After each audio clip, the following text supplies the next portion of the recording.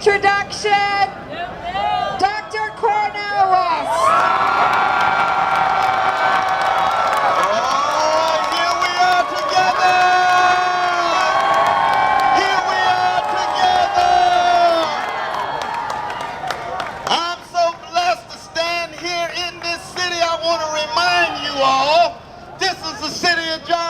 Trains love supreme.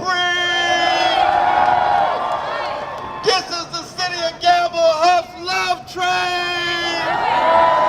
And don't ever think that love somehow is some mamby-pamby sentiment. We're here because poor people are precious, they are priceless, and we look at the world through the lens of their plight and their predicament. And we understand that we have a choice between a neo-fascist catastrophe and neoliberal disaster. We understand who Trump is, we understand who Clinton is. But we stand for truth, and the condition of truth is always to allow suffering to speak. And the reason why the Democratic Party has run out of gas is because it is so controlled by corporate elites. It is so controlled by big money. It is so controlled by big banks. They have lost sight of poor people and working people of all colors. I don't care if you're on the reservation with our precious indigenous brothers and sisters. I don't care if you're in the barrio with our precious brown brothers and sisters. I don't care if you're in Appalachia with our precious poor brothers and sisters. I don't care if you're in the chocolate city with the black brothers and sisters and Asian too. It cuts across the grain. Is that right, y'all?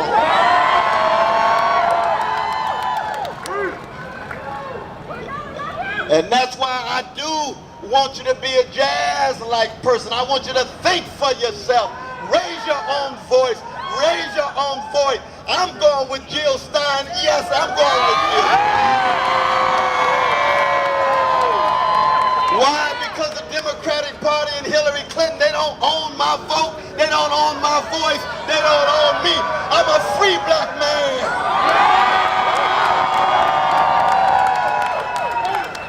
Now, when it comes to my dear brother Bernie Sanders, I still have a love for my brother. I just think he's wrong, that's all. He's just wrong.